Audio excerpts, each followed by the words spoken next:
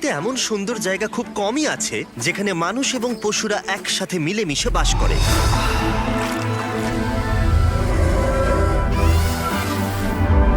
আফ্রিকার মধ্যবর্তী এক অঞ্চলে কেনিয়াতে বসবাস করে মাসাই মারা উপজাতি। আমি এখানে 1 বছর আগে এসেছিলাম যখন গোটা আফ্রিকা জুড়ে 100টা কূপ খনন করা হচ্ছিল। যখন আমার সাথে দেখা হয়েছিল মাসাই উপজাতির একটি প্রাচীন যাযাবর গোষ্ঠী, যারা বহু বছর ধরে তাদের সংস্কৃতি এবং জীবনযাপনের পদ্ধতিকে ধরে রেখেছে। কিন্তু আমরা সারা বিশ্বের অন্যান্য জায়গায় যেমনটা দেখি, লোভ এবং মানুষের অজ্ঞতা প্রাকৃতিক পরিবেশের জন্য সবথেকে বড় হুমকি হয়ে দাঁড়িয়েছে। প্রাণীরা তাদের নিজের জায়গা খুঁজে নেয় মানুষের থেকে বাঁচার জন্য। পৃথিবীর প্রতিটা প্রান্তে প্লাস্টিক ছড়িয়ে গেছে, এটা সকলের জন্য একটা হুমকি। বিশ্বজুড়ে প্রায় এখন 1 মিলিয়ন প্রাণী বিলুপ্তির পথে। কিন্তু আশার আলো এখনো আছে।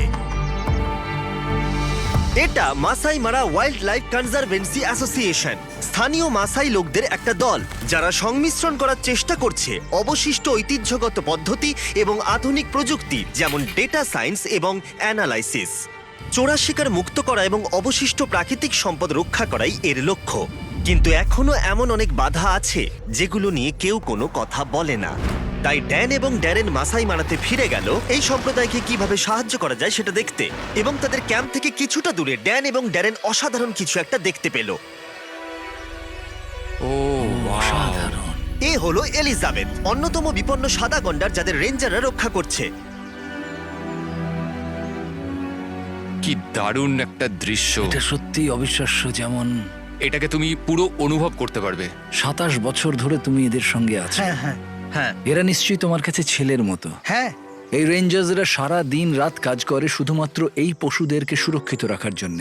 কারণ এরা সবাই হচ্ছে লোকাল মাসাই পিপল, এবং এরা খুব ভালো করে জানে যে এরাই হচ্ছে এই পশুপালকদের রক্ষাকর্তা। যখন আমরা ক্যাম্প সাইটে পৌঁছেছিলাম তখন আমরা মাসাই কনজারভেন্সি সিইও ড্যানিয়েলের সাথে দেখা করেছিলাম, এক্ষেত্রে কি কি বাধা আছে সেটা জানতে। গত 40 বছরের দিকে তাকান। বৈজ্ঞানিক তথ্য দেখায় যে বন্যপ্রাণীর সংখ্যা ক্রমশ কমে যাচ্ছে এবং এর মধ্যে 40% বন্যপ্রাণী প্রায় লুপ্ত হয়ে গেছে। এবং এটার প্রধান কারণ হচ্ছে যে যেভাবে আমরা গাছ কাটছি সেটার ফলস্বরূপ এটা। মাসাই মারার পতন শুরু হয়েছিল আজ থেকে 60 বছর আগে, যখন জমিগুলোকে ভাগ করা হয়েছিল এবং ব্যক্তিগত মালিকানার জমি মাসাই উপজাতিকে দেওয়া হয়েছিল। এর ফলে বিনিয়োগকারীরা উন্নয়ন এবং প্রাকৃতিক সম্পদের শোষণের জন্য জমি ক্রয় করে। অনেক মাসাইয়ের কাছে ওই টাকা নেওয়া ছাড়া অন্য কোনো উপায় ছিল না, তাই তাদেরকে পৈতৃক বাসস্থান পরিত্যাগ করতে হয়েছিল এবং অসংখ্য মাসাই ও বন্য প্রাণীদের বাসস্থানকে বিপদের মুখে ছেড়ে আসতে হয়েছিল। এই সমস্যা মোকাবিলা করতে সংরক্ষণকারীরা জমির মালিকদের তাদের জমি মাসাই কনজারভেন্সির কাছে বন্ধক রাখার পরিকল্পনা নিয়ে এসেছিল, একটা মাসিক অর্থের বিনিময়ে, যাতে তারা তাদের অঞ্চল এবং ঐতিহ্যকে সংরক্ষণ করতে পারে। সংরক্ষণের এই ধারণাটিকে কেবলমাত্র এই বন্যপ্রাণী এবং সমগ্র প্রকৃতির সাথে আমাদের এই সম্পর্ককে আরো শক্তিশালী করে তুলছে। আর যে লোকেদের রক্ষাকর্তা বা বন্যপ্রাণী হিসেবে বিবেচনা করা হয় তারা এখন উপকৃত হচ্ছে।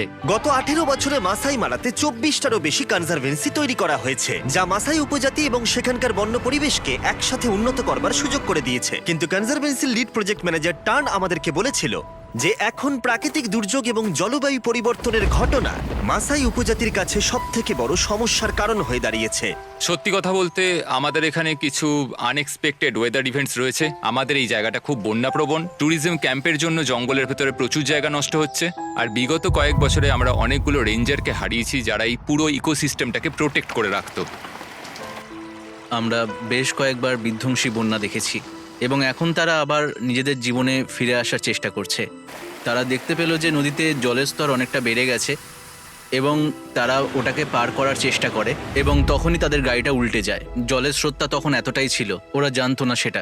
আর ওই গাড়ি উল্টে যাওয়ার জন্য 7 জন রেঞ্জারের মধ্যে 2 জন রেঞ্জার নদীতে প্রাণ হারান। তারা আমাদের মূল্যবান প্রাকৃতিক সম্পদ রক্ষার দায়িত্ব পালনে প্রাণ হারিয়েছিলেন।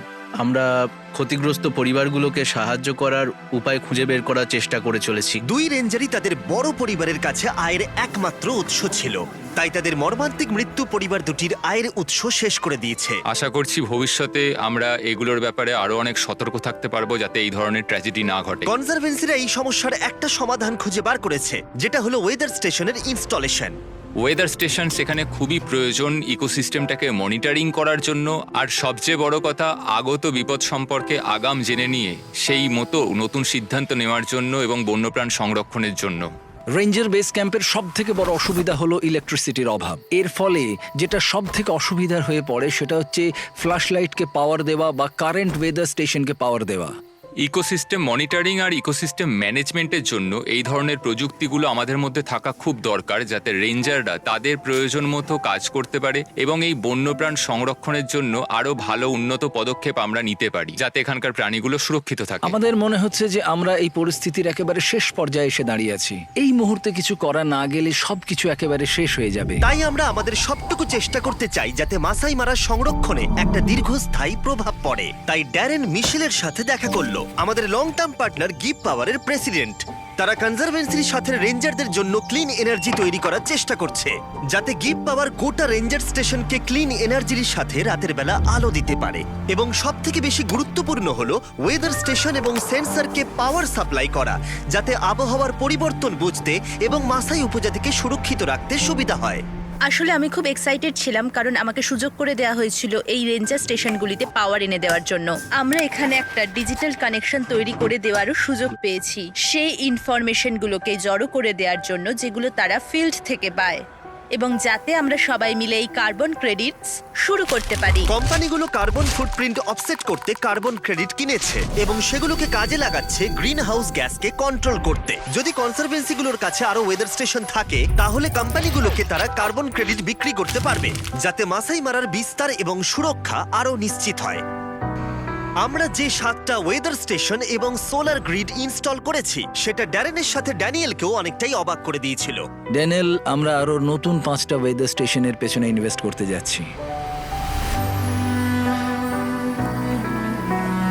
আমার কাছে কৃতজ্ঞতা প্রকাশ করার কোনো শব্দ নেই। আমি মাসাই সম্প্রদায়ের হয়ে এই কথাটা সবাইকে বলতে চাই। এখানের হাজার হাজার জমির মালিক যারা এখানে নেই, তারা খুব খুব খুশি হবে।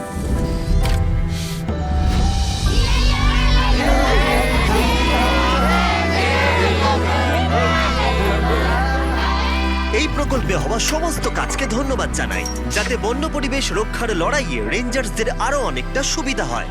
কনজারভেন্সিগুলো কার্বন প্রজেক্ট থেকে নিজস্ব উপার্জন করতে পারবে, যাতে তারা আরো বেশি জমি লিজ নিতে পারে, যাতে বন্য পরিবেশের উন্নতির জন্য অনেক বড় মুক্তাঞ্চল পাওয়া যায় এবং বহু শতাব্দী ধরে বসবাসকারী মাসাই উপজাতির জীবন সুরক্ষিত করা যায়। আমরা এটাও নিশ্চিত করছি যে নতুন প্রজন্মের জন্য আমরা যেটা শুরু করছি সেটা যেন চালিয়ে যেতে পারি, কারণ এটা আসলে তাদের জীবন জীবিকার পরিবর্তনও ঘটাচ্ছে। এটি আসলে হাজার হাজার পরিবারের মুখে হাসি ফোটাচ্ছে। এটা আমাদের কাছে আশীর্বাদের মতন। মাসাই উপজাতির জন্য আমাদের ডোনেশন এবং ড্যানিয়েলের আন্তরিক চেষ্টা বাস্তবায়িত হওয়া সত্ত্বেও মাসাই মারার জন্য এখনো 5টা ওয়েদার এবং পাওয়ার স্টেশন প্রয়োজন, যার জন্য দরকার প্রায় $1 লাখ। সেই জন্যই আপনাদের সাহায্যের প্রয়োজন। তাই প্লিজ নিচের ডোনেট বাটনে ক্লিক করুন। আপনার প্রতিটা ডলার এখানে মূল্যবান। ড্যান এবং ড্যারেন চলে যাবার আগে তারা সেই পরিবারগুলোর সাথে দেখা করতে গিয়েছিল যারা বন্যায় স্বামী এবং বাবাকে হারিয়েছিল। ড্যানিয়েল তাদেরকে বুঝিয়েছিল যে বিস্ট ফিলান্থ্রপি তাদের বিশাল আর্থিক বোঝা কমাতে পুরো 1 বছরের জন্য তাদের গোটা পরিবারের জীবনযাত্রার খরচ ডোনেট করছে।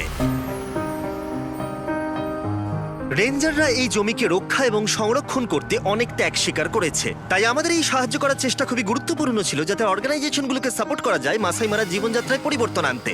আমাদের হাতে খুব সামান্য সুযোগ আছে কাজ করার, আর অনেক দেরি হওয়ার আগে এটাই বোধহয় আমাদের শেষ সুযোগ। আমাদের ভিডিও দেখা এবং ডোনেট করবার জন্য অসংখ্য ধন্যবাদ, যাতে আমরা এই ধরনের প্রজেক্ট অর্গানাইজেশনগুলোর সাথে আরো করতে পারি যারা আমাদের পরিবেশকে রক্ষার চেষ্টা করে যাচ্ছে। তাই আমাদের ডোনেশন বাটনে ক্লিক করুন, যাতে আমরা এই প্রজেক্টটা সম্পূর্ণ করতে $1 লাখ লক্ষ্যে পৌঁছতে পারি। Thank you so much for watching.